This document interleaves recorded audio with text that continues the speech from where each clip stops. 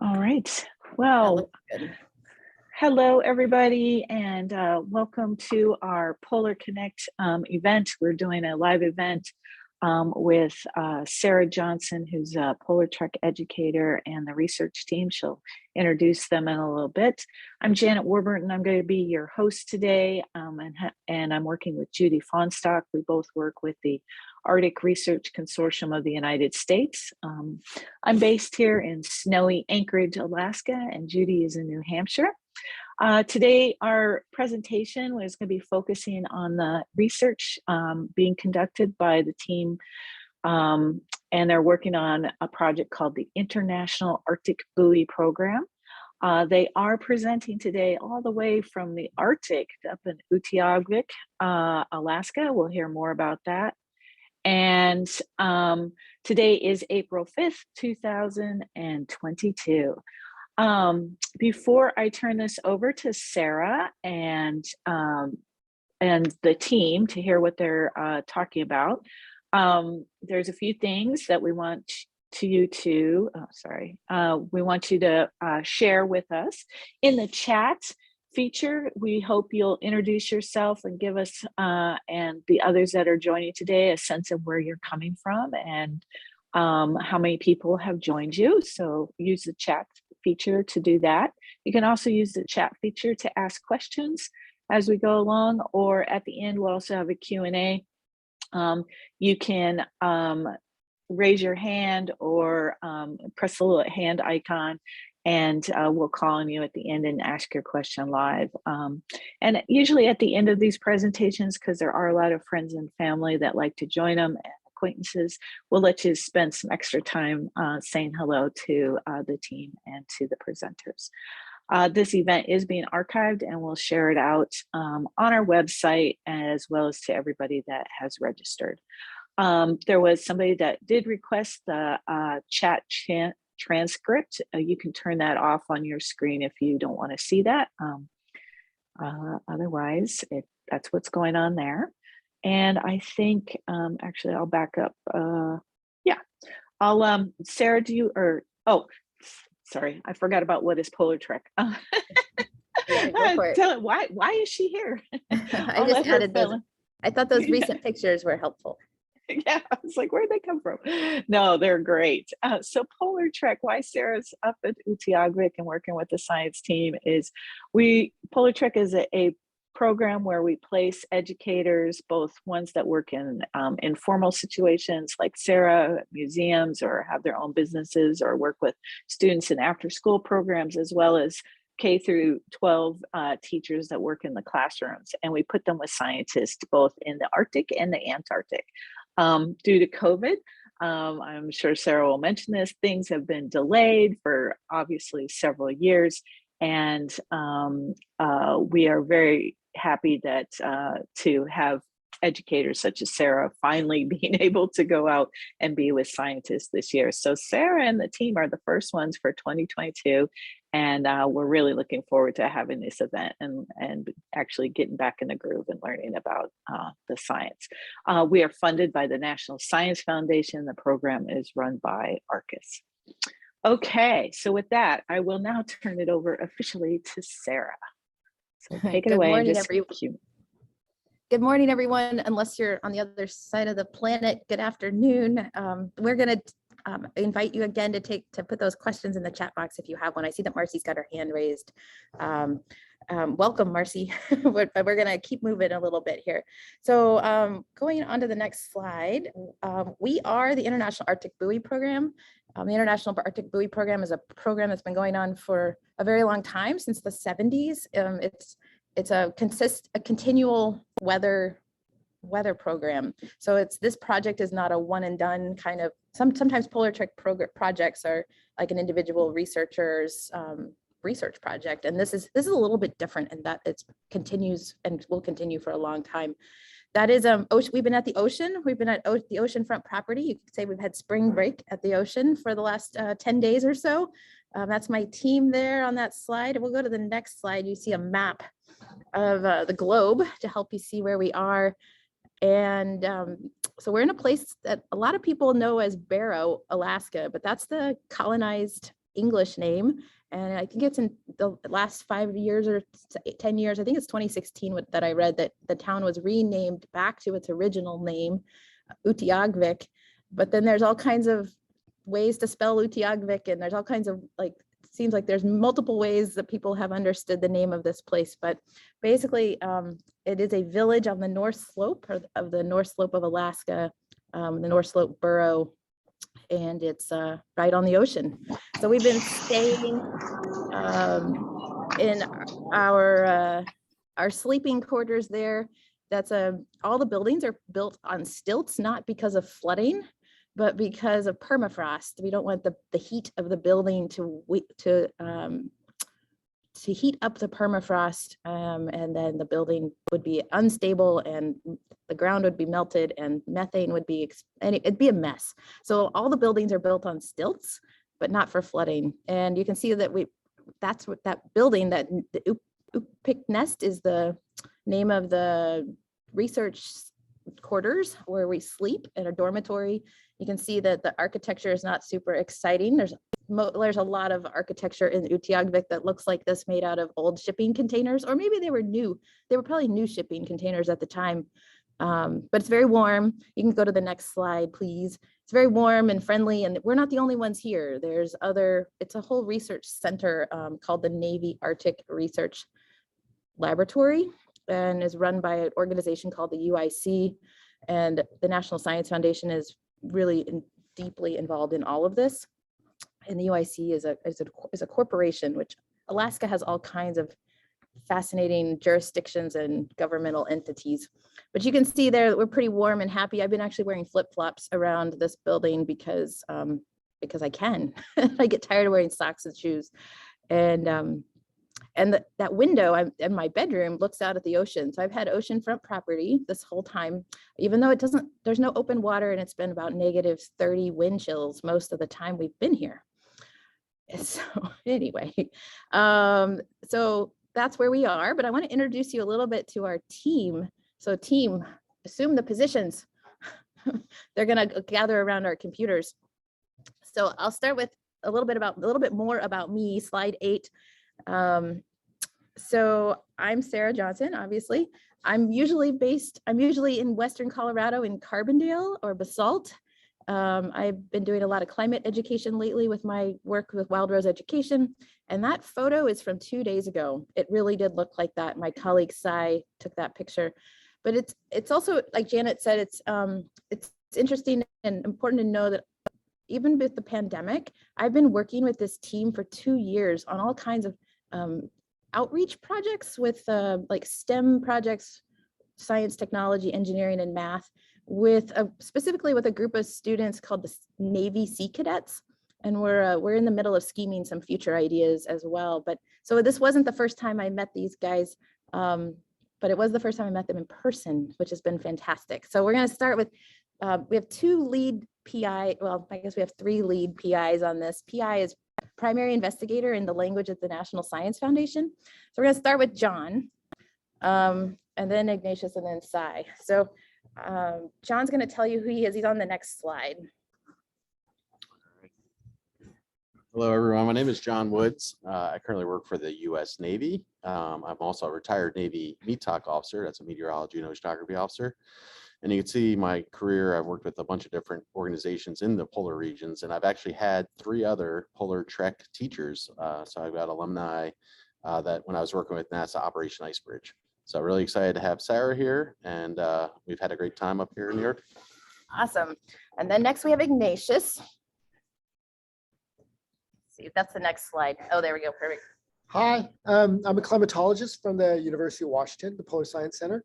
I live in Seattle, actually north of Seattle, and I've been lucky enough to inherit the International Arctic Buoy program from Alan Thorndike and Roger Colony, and I've been trying to take care of it as they would like. So Ignatius is the director of the International Arctic Buoy program. And now we have Sai and then Ben. Good morning, everyone. My name is Sai Keener. I live in the Washington, D.C. area, and I'm an art professor at the University of Maryland, but I make sensors as an artist, and sometimes I teach STEM projects. And I've been working with Ignatius and John and the International Arctic Buoy Program since 2019. And it's a super fun way for me to make things and get out in the field and deploy them. And it's awesome that we have this interdisciplinary piece of having an artist in this science team, I think. And my teaching has been improved by working with Sarah over the last 2 years. So the collaboration goes both ways. That's awesome. And we have Ben, he's the next slide. Ben Cohen. Yes. Hello, my name is Ben Cohen. Good morning, everybody. I am a research analyst at the University of Washington in the Polar Science Center. I work for Ignatius, supporting his work and many other projects at the Polar Science Center. I'm very lucky to be included in this field work and have been learning a lot the entire time. That photo of me with the sunglasses and headphones on is from our helicopter trip just a few days ago, and the snowmobile on the sea ice. Happy to be here. Yeah, and Ben's helps us really understand where we're going to go on the sea ice, because we use tons of satellite imagery to figure out where to go to deploy buoys. So you'll hear more about that in a minute. Thanks, team. They're all, like I said, we're all just sitting around a big conference room at the moment. So in addition to doing the International Arctic Buoy weather science, we've also had the opportunity to get to be in this place. And Ignatius has been coming up here for at least 12 years, maybe more. And not only has he been doing science and relying on the local people who support the scientists, he's made friends with people. And it's pretty fun. We go around town and people say things like, oh, you know that person? Oh, I'm his mom. Or, oh, you're connected to that person? Oh, we all know each other. So me, having lived in small towns my whole life, it's not surprising that in a small town where this is happening, but it's really cool to see how much this project and the International Arctic Buoy Program, and specifically Ignatius and John, are connected to the people here. So picture number one, there were actually, those are big pots of, there's caribou soup and eider. Eider is a duck. Behind me is not the eider that we ate. This is the picture behind my shoulder is a endangered species eider, but there's 3 different kinds of eiders, and we ate the kind of eider soup that's not endangered. And we had caribou soup, otherwise known as tutu soup. And then we had, I forget what the third one was. Goose soup, and it actually tasted good. My brother was asking me how it possibly could taste soup or taste good. And soup and donuts is a common community meal around here for people to gather. So we were gathered at the Fish and Wildlife Service office. They had a spring meeting, and it was fascinating. I would love to share with folks later at another time about just the relationship between the Alaskan natives and the Fish and Wildlife Service. And the natives here are subsistence hunters and fisher people and are so connected to the land. And it's been a fascinating thing to see that firsthand and have conversations, relationships. We've also been here for a spring festival that I'm not even going to begin to tell you how to say it in Utqiaġvik language. But it involved one of the many, it's kind of like mountain fair at my hometown, where we have these like mountain games. We have things like log splitting. They have things like sled. This is a whaling team, and this whaling team this was a sled race of the whaling team. So there were lots of sled teams that were pushing sleds around on a big pond or a lagoon, and they won barrels of gasoline as prizes. It was pretty impressive. And the spring festival has been going on all weekend, and we've been to a couple different things. We also been hanging out with the search and rescue team because they have a helicopter that we have a partnership with them. And so picture number 3, we got to hang out with this guy that's been doing search and rescue for like 40 years. His name is Bob. And we told him he should write a book, because he was telling us all about stories about what it means to be in search and rescue on the North Slope of Alaska. It's everything from bears to sea ice. Anyway, so lots of local culture. And there was an awesome map in the background. So go ahead to the next slide, please. The next thing is we've been doing lots of science. Science is a verb. Science is not a textbook. Science is something we do, and something hopefully everybody that's involved in being curious and full of wonder is doing, because you're asking questions and you're trying to figure things out. But this is what sciencing looks like in this part of the world in this project. You can see we spend a lot of time looking at satellite data, trying to figure, because the ice has been really active and been moving, and big open water piece, we call them leads, have been opening and closing. And we're trying to get these instruments out as far as possible so they get caught in the ocean current and don't just come back to land in the next 2 weeks or next month or 2 months. We want them to last at least a year or two out in the current. So been studying lots of satellite data. In order to do science in these parts of the world, you do have to go on snowmobiles. That's what we're doing there on picture number 2. We've been collaborating and helping out with some other scientists. And so I was collecting snow samples from about 100 miles north of Point Barrow while we were on the helicopter adventure. I'm helping out another scientist there in slide number 3. I knew how to scoop snow, being from the mountains of Colorado. We're building electronics as well. Lots of time doing the prep work. That's side number 5. We're measuring, we're doing another collaboration project. We were helping out somebody else, and we drilled some holes in the ice in 5 and 6, and inserted some current meters, or tilt meters, I think they're called, but they help to measure the current. And then yesterday we had to figure out how to get them out of the ice, which is quite a endeavor. And then this area up here, we also have a test site. So it's before we just put buoys out on the ocean, we want to test the equipment and make sure they work as long as we want them to and are accurate and precise. And so this is called the International Arctic Buoy Test Site. And so it's not on the sea ice, it's just on the tundra. So lots of science, and this is just a sampling. There's a lot more. Go ahead to the next slide. This mission required that we get as far out on the sea ice as possible. And so on the next slide, you'll see these are, we went out with that search and rescue helicopter because we don't own a helicopter, they do. And they're really, really awesome local people that are just, the pilots and the staff there are so interested in what the science that we're up to, and we're interested in their stories as well. So here we are deploying buoys. There's buoys are all kinds of different things.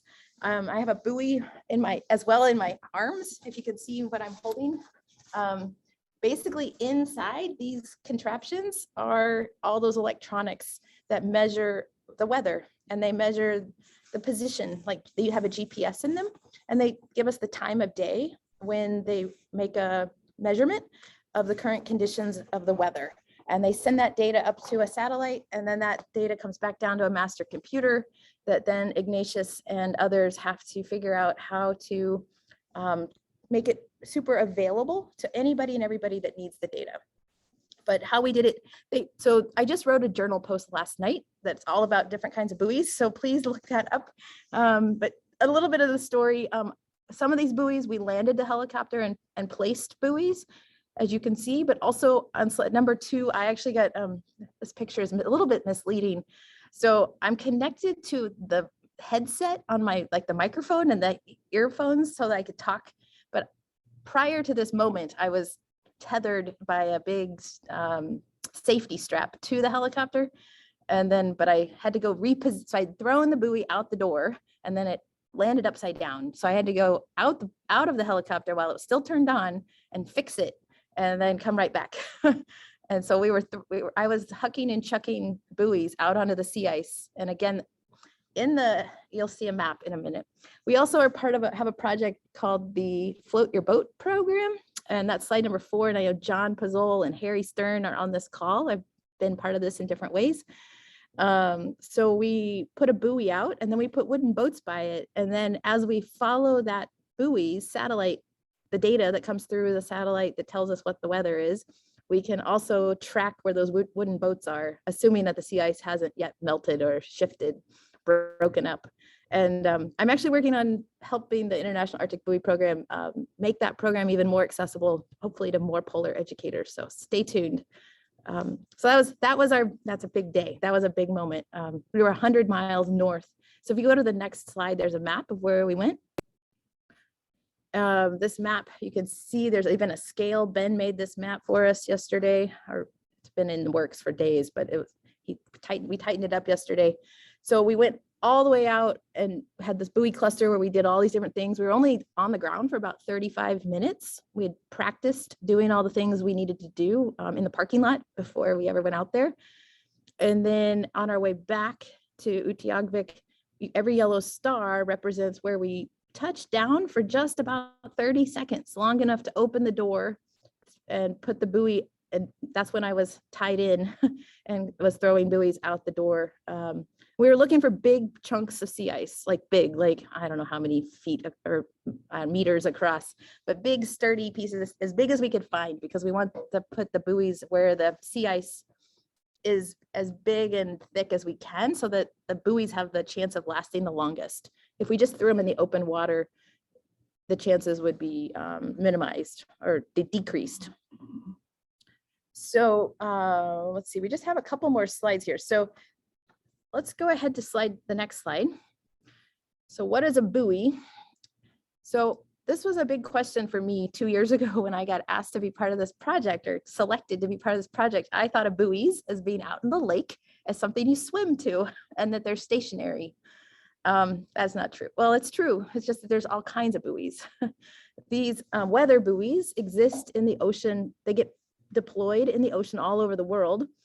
In the ocean. It's just that in the Arctic, it's a bit challenging. We call the Arctic challenge of cold and sea ice. Sea ice is really hard, and it hits on things and makes things, it's just really tough on the equipment that we leave out there. So you can see that buoys come in all shapes and sizes. Sometimes it's just instruments set inside a Pelican box, which are those white square boxes with a ton of batteries. They don't have to be super highly engineered shapes. They just need to hold the equipment and hopefully float. And so they come in all different ways. Sometimes we work with school students. And so you can see that one buoy is covered with words. Those are student names. And I don't know if that class is on this call today, but they might be. And so we engage. So anyway, that's why that was covered with words.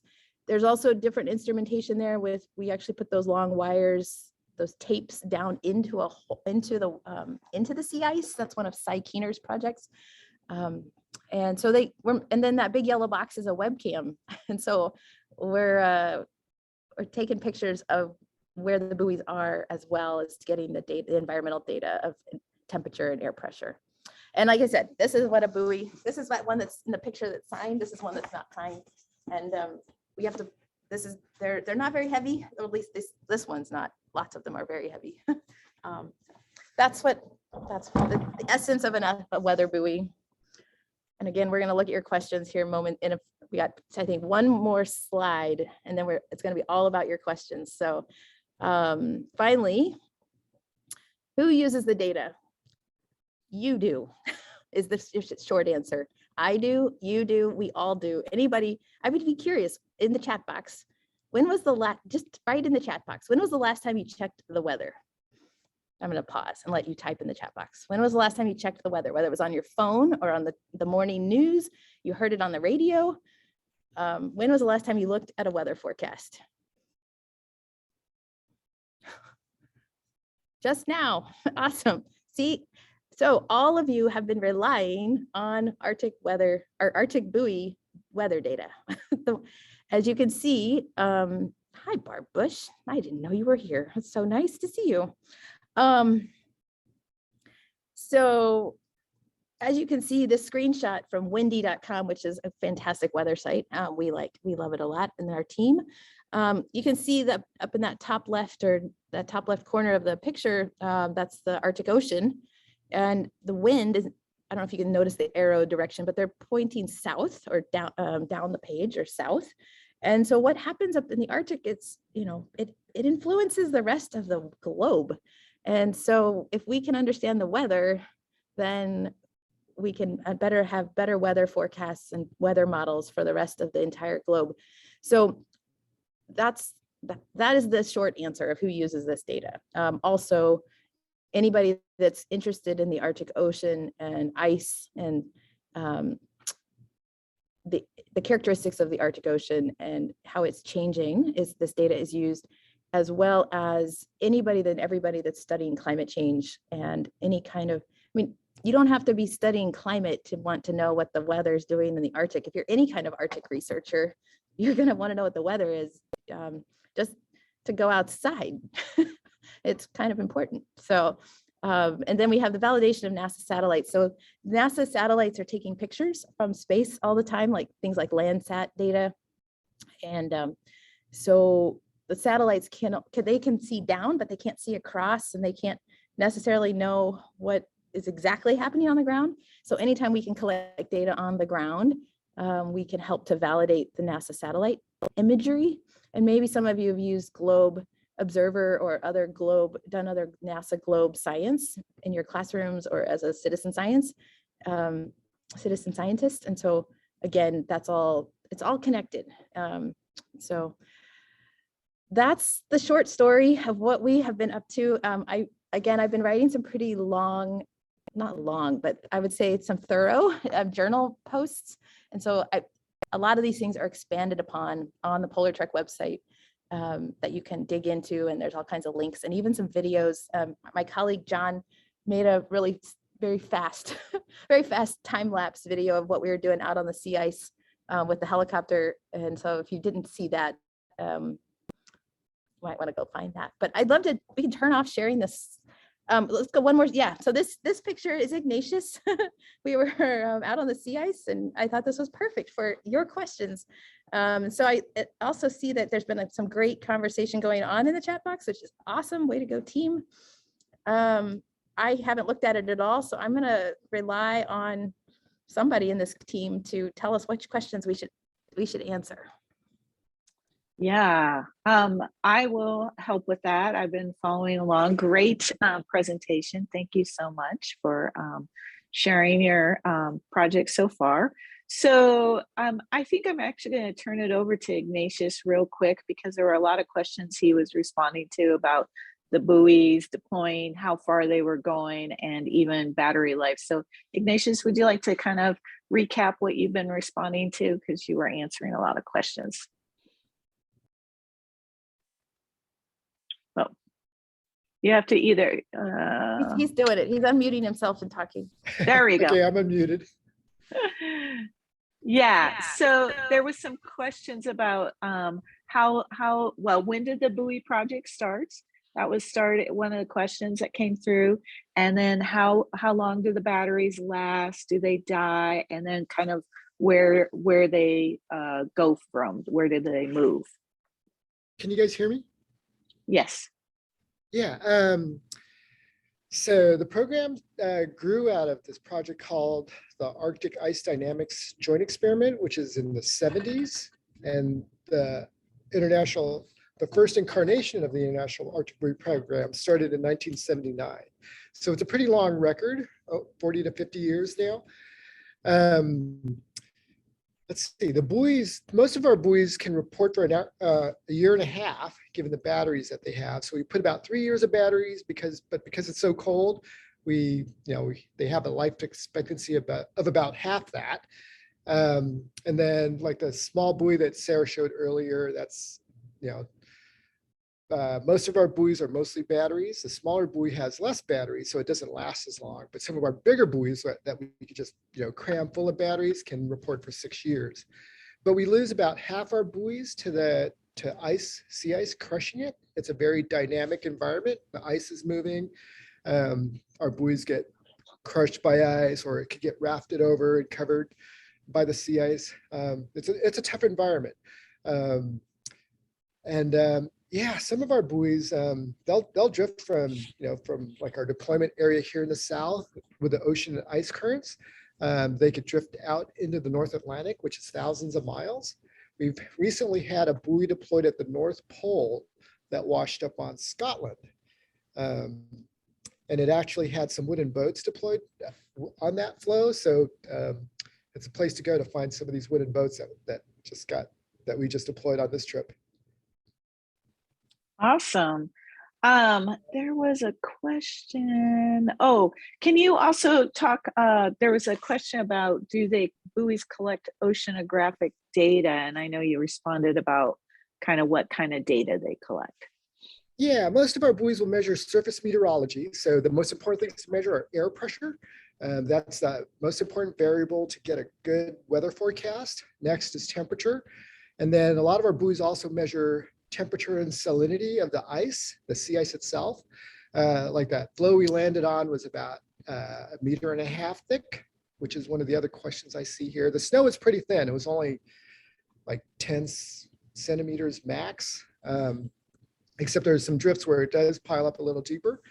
And then we do have quite a few ocean buoys also. Woods Hole deploys these big ice tethered profilers, which have basically an ocean profiler rising up and down on a string.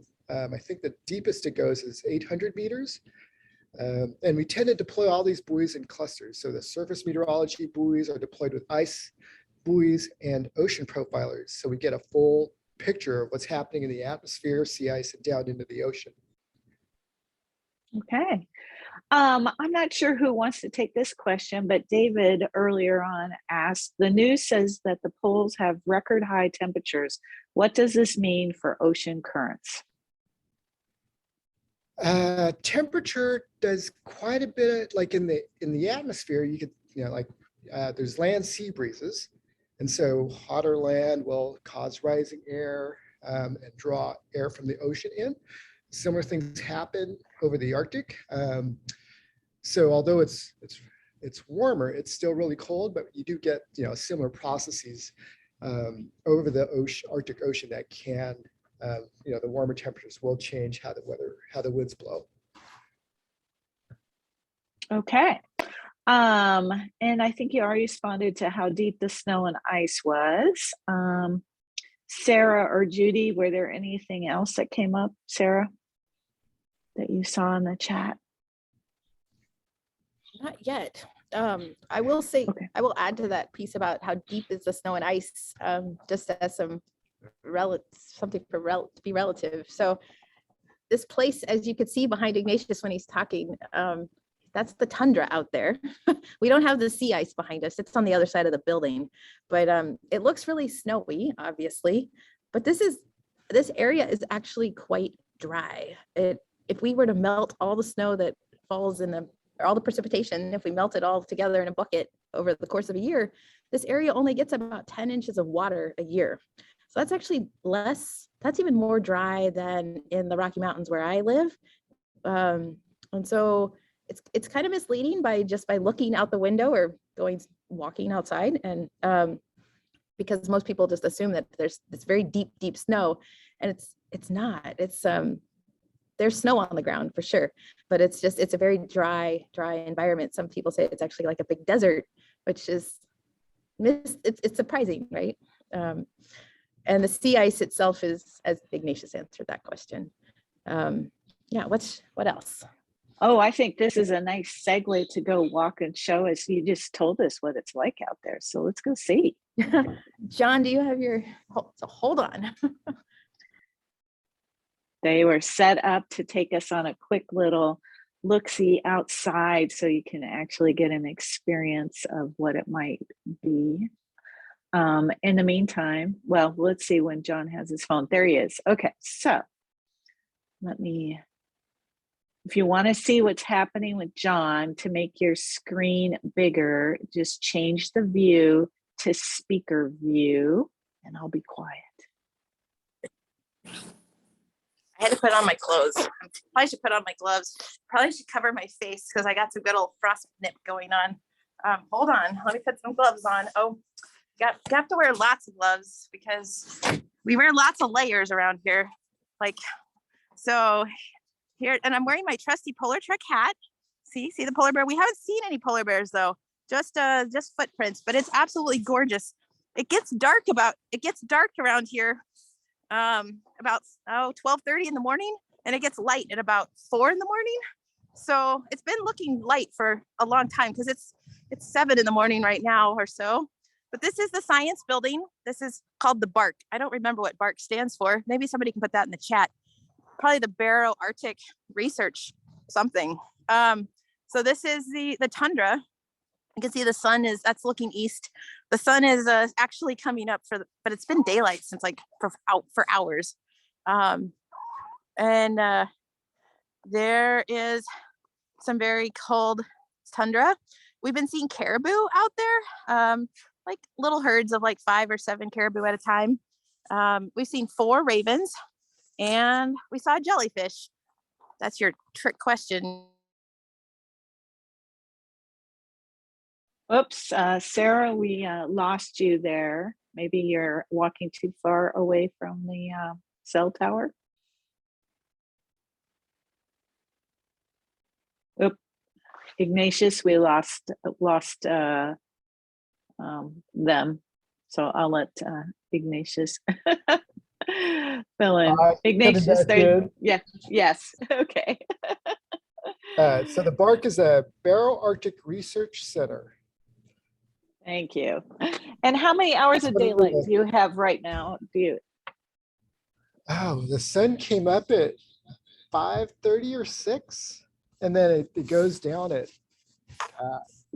what-ish? Well, it goes down earlier, but twilight happens for quite a while. Cool. Oh, there she is. She's back again. Hi, Sarah. Hi Good to there. see That's you. what happens when you go outside. So just a side note, like my phone doesn't work at all here. So the fact that anybody's phone is great. Nice. Well, we at least got to have a little taste of what it looked like out there. So thank you for doing that. It's just pretty silly and fun. I see that there's a question about caribou. Yes. What are the caribou eating? Well, they have those, you might remember the difference between a caribou and like a deer is that caribou have these like antlers that are kind of like this on their heads. And that's because they're like those antlers to move the snow and dig in under the snow. Because remember, the snow's not that deep, but they dig under the snow and they're trying to get anything they can eat that's on the tundra, like lichens and plants. I'm not sure because I haven't seen much what's underneath the snow because it's still very winter here. And they're a lot smaller than I thought they were. That was one of my realizations about caribou. But yeah, there's a lot of lichens and small grasses, but there's enough to sustain a pretty big herd out there, although it looks pretty snowy out there. We also saw a jellyfish, which I think is thinking of animals. We did not see a jellyfish in the tundra. We were using a robot. It has a better name than that, but a tool that we stuck down, we dug a hole that was as wide as my hand. My finger to my pinky is about 9 inches. So it's a little bit wider than that. It's a 10-inch circle. And we drilled a hole and then dropped carefully placed and had a big string connected to it, a robot that took pictures, like a rover like thing. And it was meant for underwater. So we could remote control it with a phone before the phone froze, to live stream. We could see exactly what the thing could see. And we were trying to figure out what we were seeing. And then when we came back inside and looked a little closer, it was a jellyfish under the sea ice, maybe about the size of a coffee can. So that was an unexpected wildlife spotting. Unexpected wildlife spotting. That's awesome. Yeah, so the last week we deployed some current meters under the ice, and so we dropped this ROV down through the hole and wanted to get some video of the current meter tilting and moving around. But we passed the current meter pretty quick with the ROV, and further down we're looking at the scene we're seeing from the ROV on my phone, and like, what is that? And stuff. We always see frazzle ice and who knows what else floating down in the ocean, but yeah, we saw a jellyfish. That's the first time I've seen a jellyfish up here in the Arctic. That's pretty cool. There was somebody who, let's see. Oh, I think David was asking, how do the long days affect your sleep? We are so tired that we sleep. No, that's true. And yet also we've got our teammates. Some people are on East Coast time and I'm on Mountain time and others are on West Coast time and we are in Alaska time. So just a little bit of the jet lag thing is pretty real. It's very real. And, but the windows, we have, warm beds and the windows have pretty thick curtains on them. And I have had no troubles. I have been taking melatonin because it is, but it hasn't affected, the daylight hasn't affected my sleep. I don't know if everybody agrees with that, but I haven't heard anybody commenting on daylight hours causing people to sleep. But we're not sleeping a ton either. We're not like going to bed at 8 o'clock, that's for sure. But, part of the issue also is that the Aurora has been raging out there.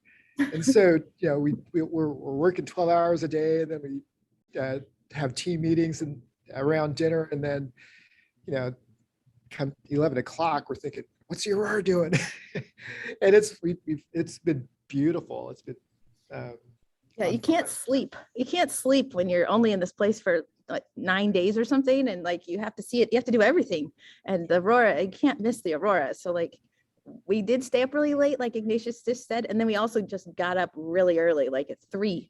And even getting up at 3 to go see the Aurora was too late because the sun had already started to come up, which was surprising. But it's kind of crazy when you go you have to get away from the town where there's all these lights. And so we go north towards the Point Barrow, the northernmost point of the United States. But that's also where the polar bear activity is like well known. And apparent, so it's like you're dealing with dark and very windy and very cold. So I'm guessing like -40 wind chill at that hour of the day. And we have the van, so you can always get away from the polar bears, but you're always kind of thinking like, where's the polar bear who's hungry? And so it's kind of a adventuresome event. Well, it's all an adventure, but it's totally amazing. Actually, I was commenting that if it was maybe a little bit warmer, I probably would have figured out how to lay on the ice on a foam pad and like just watch the sky. It's unbelievable. I've never seen the Aurora Borealis, and then to see it here in the most extremely awesome, like some of the best northern lights. It's like, I guess you got to start big, and I don't know. It was amazing. Does the wind die down? I don't think the wind dies down. It's right now it's not as windy, but maybe I think the weather forecast today is a bit different. Like it might it's going to be warmer. It might only be a high of 0 degrees instead of like -7. It's all relative, but hey, when the wind dies down, it gets definitely very nice. There was a question back to buoys that I don't know if ever got answered by the Smartans. Once a buoy battery dies, do you recover the buoy to use again? Or if the buoys wash up on shore, do you recover them to use again? we will try to recover some of the buoys. It's tough to do, but if they do wash ashore, we can get to them pretty easily, we will go after them and redeploy them. But that's maybe 5% of the buoys that actually get found and recovered.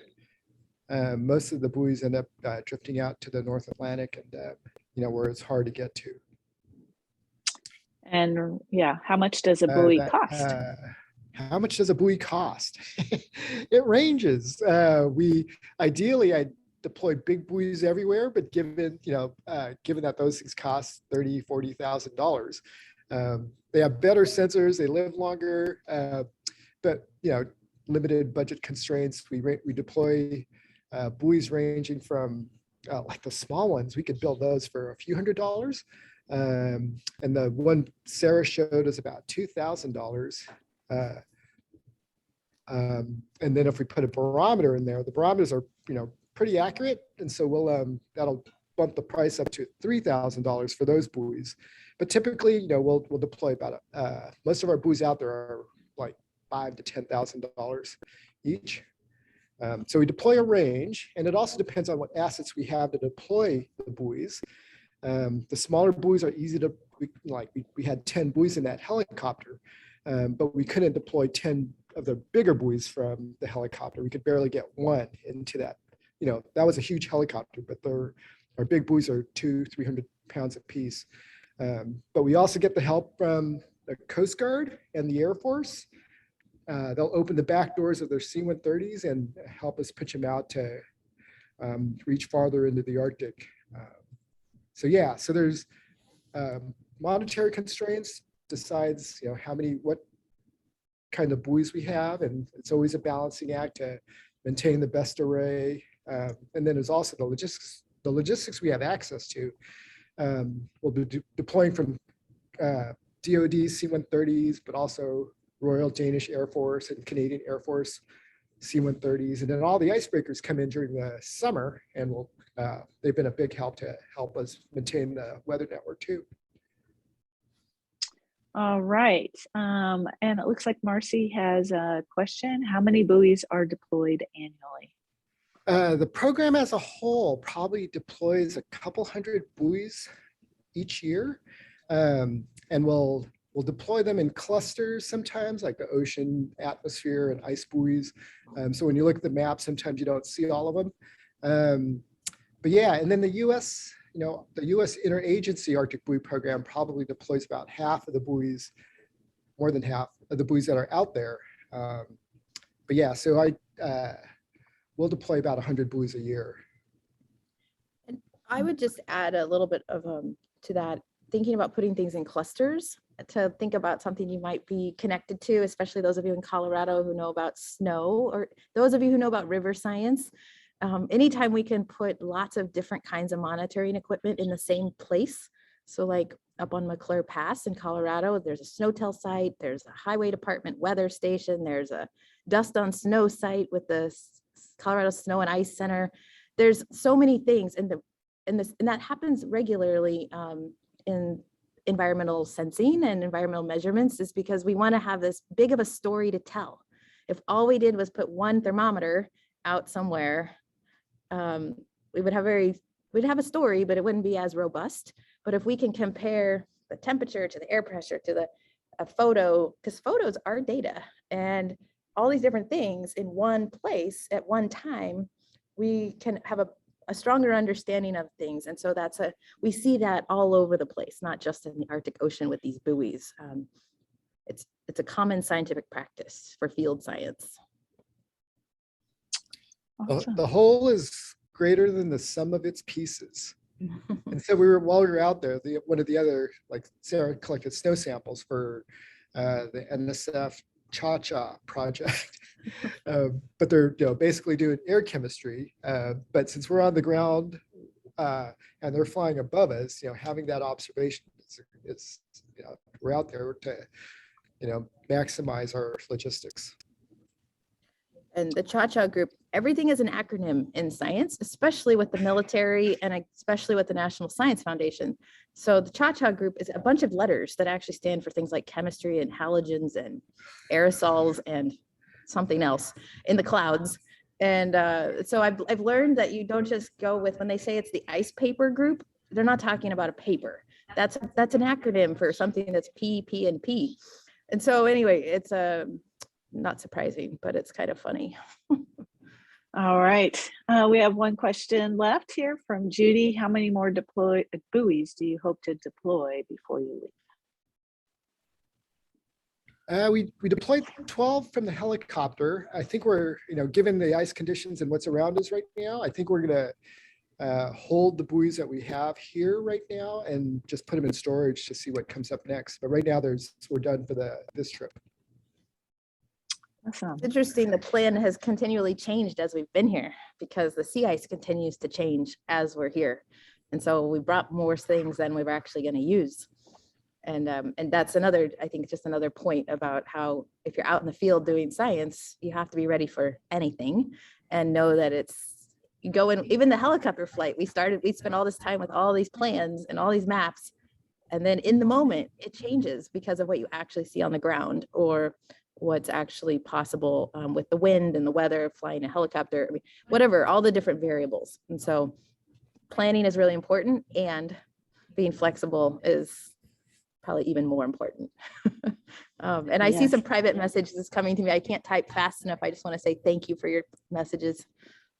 Yeah, and I'm going to screen share a few more slides before we sign off here. There was another question that came up in the chat also about deploying buoys. Do you deploy buoys year round or just seasonal? And how many times a year do you deploy them? These are all great questions. So if your question didn't get answered today, I'm sure Sarah can address them also in a journal, but I'll let you speak right now. Please write comments write these comments in the journal. And the one that showed up last night is all about buoys. So please add your questions to that one, and I'll get not just me answering the questions, we turned it into a team exercise of everybody contributing information because I didn't have all the answers. Yeah. Yeah, and I like that approach. It's been great to see how the team respond to your questions. So before we wrap up here, I just want to let people that have joined us today know that, again, Sarah is our first of several other educators that are headed to the Arctic and Antarctic this season. You can learn all about this through our website. I'm not people I know work with Sarah outside of PolarTrek world, so please join us on polartrek.com if you like learning about the Arctic and the Antarctic. We'll have other educators and other events like this happening.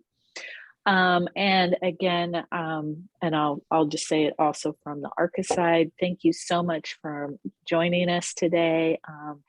And that is a beautiful photo. I assume you just got one recently from Utqiaġvik. I did take that picture, as well as the dumpster.